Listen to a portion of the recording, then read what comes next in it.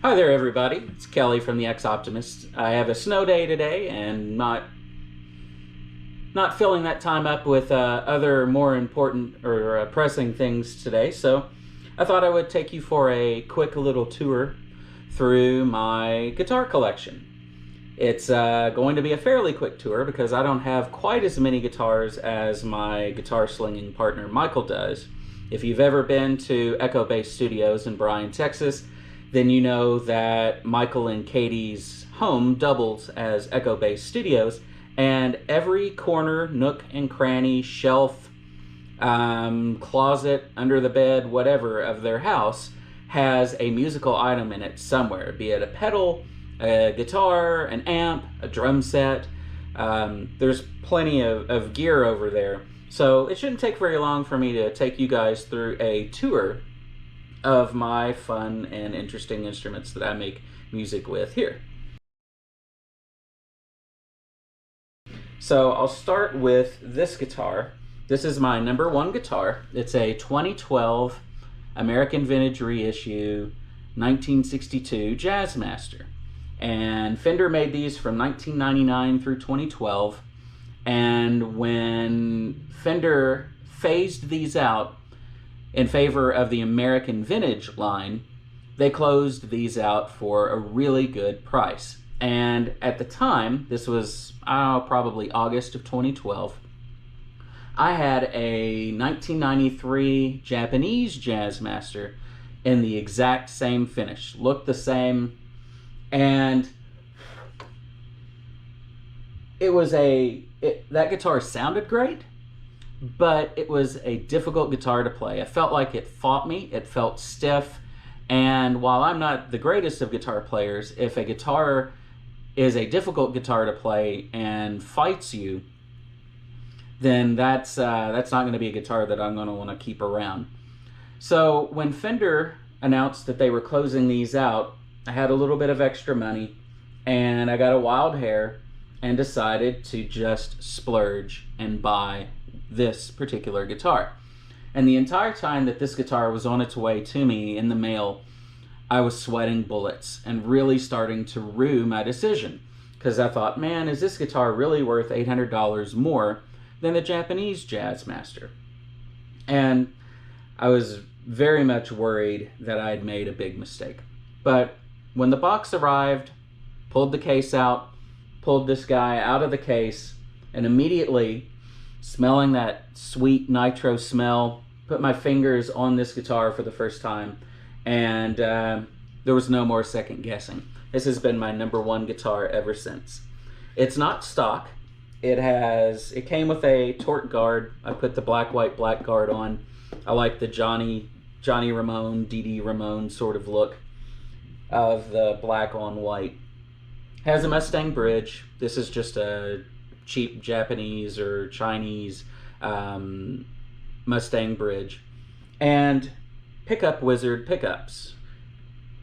These are sort of a pre-CBS style pickup with cloth wire and the gray bobbins, or black bobbins rather, form var and such.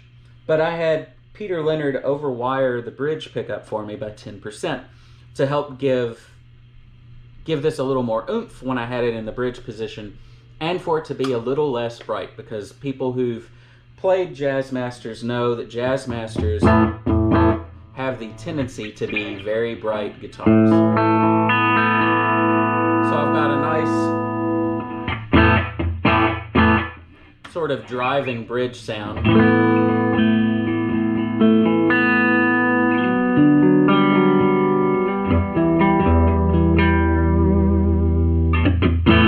And a really thick, jazzy sort of rhythm sound on the neck.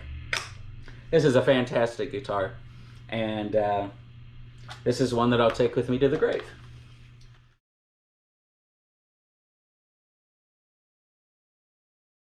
I bought this guitar from Michael because Michael and I got into a bidding war, unbeknownst to each other, over a Lee Ronaldo signature Jazzmaster reissue. Michael beat me to pick up that guitar by $10. So Michael felt guilty when he found out, oh, you were trying to get that guitar too? And he's like, oh, well, I'll tell you what. I have this guy, and I need to find the money to pay for the Lee Ronaldo guitar, so I'll sell this to you for the price of the Lee Ronaldo guitar. And I thought, well, that's a pretty good consolation, so I'll take it. So this is a 2012. This one is actually a month or two newer than the white one, but the person that Michael bought this one from kind of rode it hard a bit, and it's got all kinds of finish issues, but I don't care about that so much.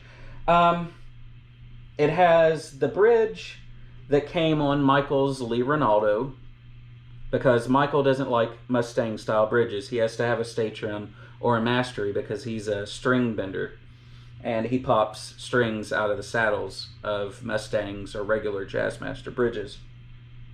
So he took the stay trim that he had on this guitar off and kept it, and I got the Mustang bridge for this one that came from the Lee Ronaldo. This one also has JM90 pickups from Curtis Novak. What is interesting about these pickups is that most people think that Jazzmaster pickups are P90s because of the large size. They're about the same size as the Soap Bar P90s that are in Gibson guitars. But these are not. They're just really large and flat, not very deep, single coil pickups. These pickups, though, are P90 style. They don't have the screw slugs on them, but they do have the bar magnets that are underneath the slugs, just like a P90 would be. What I find interesting about this guitar is that even though these are P90s, they don't have a mid emphasis so much, so they don't push at a guitar as much and kind of sponge up the way that a normal P90 does. So in essence,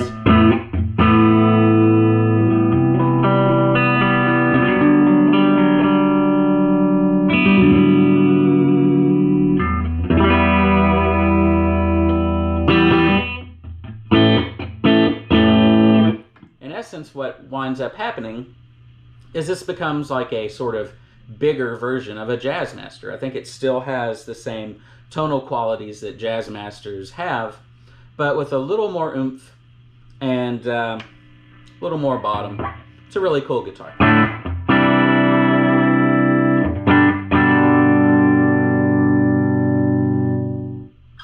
And it has a cool story behind it.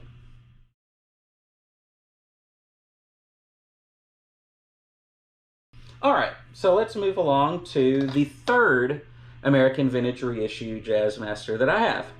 This is a 99, and it's in Fiesta Red, which is one of my very favorite Fender colors. As far as I can tell, Fender made this guitar in Fiesta the very first year, 1999, and then never ran a Fiesta Red standard issue Avery Jazzmaster again. Now, they did do a limited run of the Thin Skin series in Fiesta Red, but that has a matching headstock and has a more modern 9.5 radius neck and bigger frets. And the Thin Skin, the way these Averys were done is that there is a thin layer of nitro atop a thin layer of poly, so they're not quite as fragile finish-wise as a Thin Skin is, or as the American Vintage 65 is. We'll get to that one in a minute. But it still has some of the qualities of that vintage nitro finish. I bought it specifically because of the finish, and I've paid more for this guitar than any other guitar I've ever bought. Actually, more than any other single piece of gear that I ever bought. But I got a nice windfall from doing some work for Revolution Bar and Cafe, and I put all of that money towards buying this guy. So it's pretty much the same guitar as the white and the black guitar. Also has a Mustang bridge, and I have Peter Leonard's Pickup Wizard pickups in this one too, but it is he calls it a hybrid P90 set, where there's a regular pre-CBS style neck pickup and a P90 style pickup in the bridge, but it's the same as the Novak in that his P90s have no screwed slugs. They're just the plain pole pieces. This guitar, actually prefer the neck pickup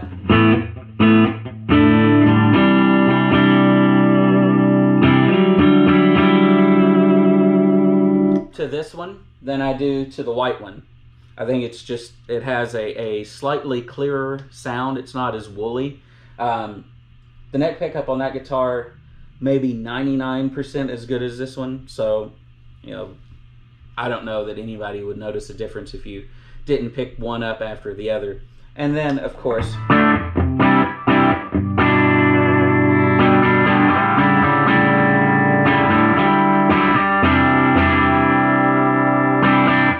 this one punches the amp really well and does better than the black one. I really believe that Novak winds his P90s with less mid emphasis, so it has more of a sparkle to it, and this guy is definitely more.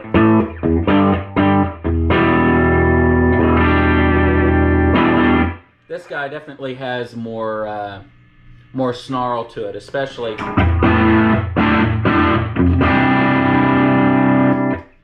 when you do punch an amp with like a rat pedal or something like that. I love this color. It's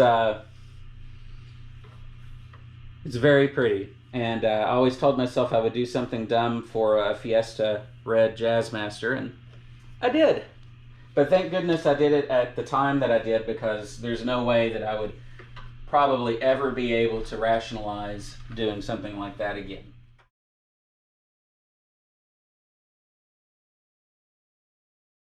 And so the last of my American Jazzmasters, this is also a 2012 American Vintage 65 reissue. I got this guitar, I think, November of 2015, and the deal that I got on it was just too good to pass up. And it came with a mastery bridge, which I don't really care about masteries so much, so I was able to dump the mastery and pretty much get this for like $1,000, which was totally worth it to me. It is modded. I do have a stay trim bridge on this guitar. I did have a Mustang bridge on it, but before Stay Trim stopped shipping bridges internationally, they're located in England, somebody was selling one of these used for like $50, because they're normally, with the exchange rate at that time, about $85, $90. And I thought the deal was just really too good to be true. And with this particular guitar and the way that I have it set up and the pickups in it, I really like having the more rigid bridge that gives more sustain to this guitar. The pickups, these have Curtis Novak's version of wide range humbuckers. So each pole piece is magnetized like those large humbuckers that were in 70s Fender Telecasters. Lee Ronaldo of Sonic Youth kind of popularized the concept of the Jazz Blaster. He would put these wide-range humbuckers in his Jazzmasters, but you had to modify them because they're quite a bit bigger than the routes for the pickups. So Curtis Novak makes them in a way that they fit just right into a Jazzmaster route. I know a bunch of people make them. Mojo, the Creamery, Rose pickups, and I'm probably forgetting some other people that make these style pickups for Jazzmasters. They are very much everything that they are advertised at being. High fidelity, wide range.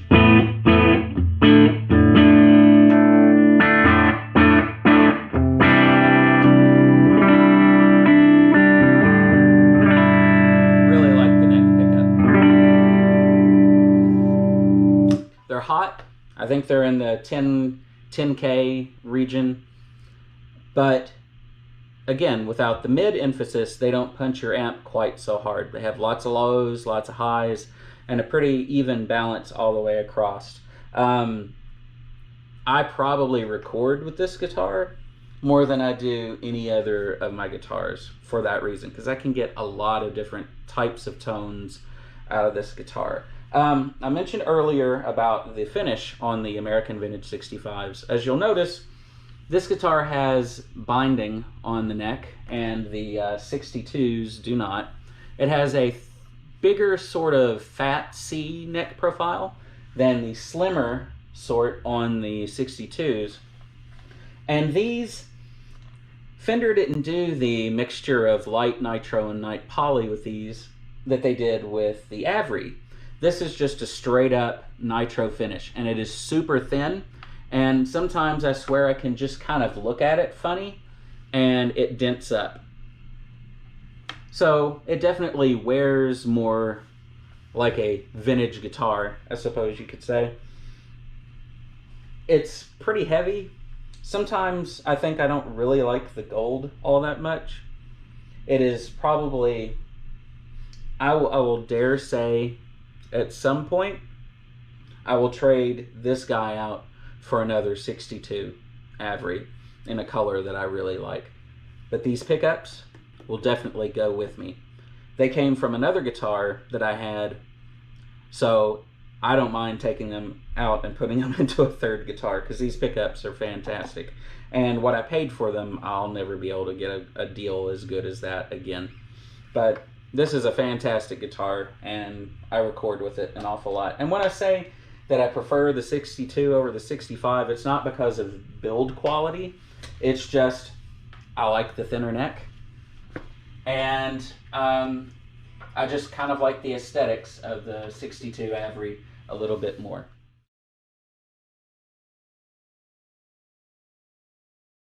This is a 2015 classic 60s. Sometimes they call them the lacquer Jazzmaster. It is what I consider to be, in essence, a Mexican version of the Avery 62. It has very similar features.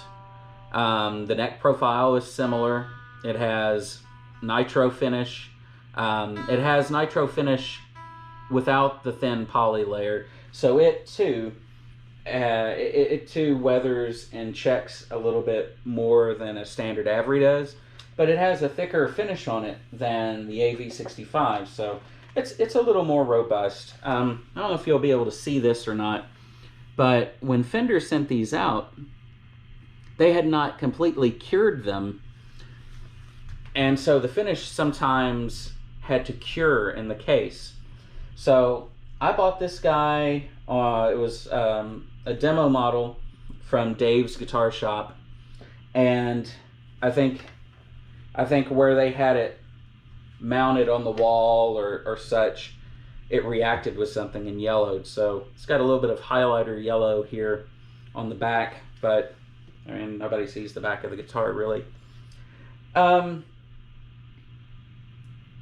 I put a Mustang bridge on it. I put a mint guard on it because it came with a white one. I don't think the white one looked all that great on it. And the pickups in it are made by Sunday Pickups. He's a guy from the Offset Guitar Forum who winds his own pickups. And these are his fat 5.2s that are overwound. So there are Alnico 5 magnets underneath the unwound strings and Alnico 2 underneath the wound strings. Or maybe it's the other way around. But even though these have overwound pickups, they're probably still lighter. It has a more of a traditional Jazzmaster type sound than any of my other 3 Jazzmasters, or the 3 Averys that have normal Jazzmaster style pickups in it. So this one is pretty bright. Ah!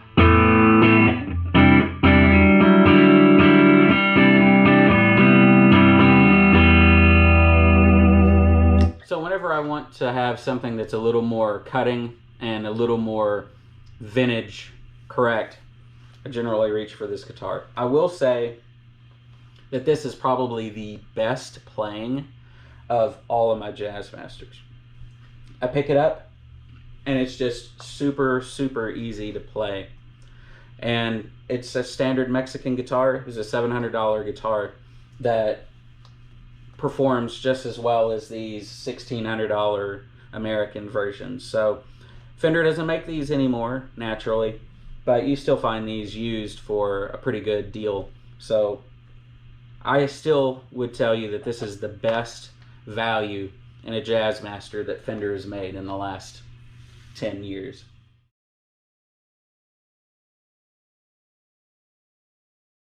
This is a 2020 Classic Vibe. This is one of the FSR models.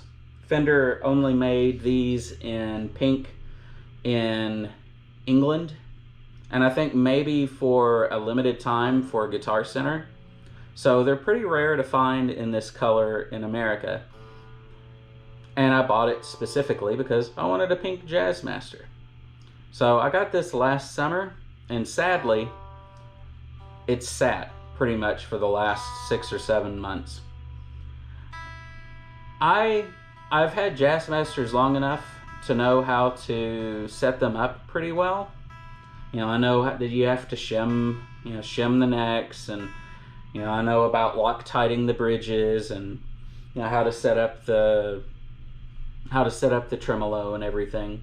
But this particular guitar had really bad fret ends, and it needed some work on the nut as well.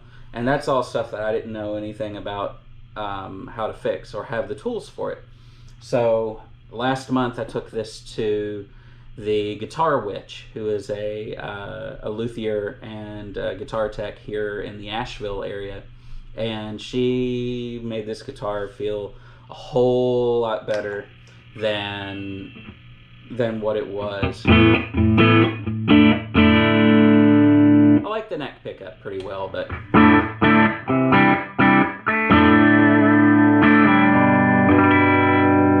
I'm not a big fan of the bridge pickup, I have to say. I will probably at some point replace these pickups and put something else in it, but as you can tell, I've already got a fair wide variety of things going on with the other ones.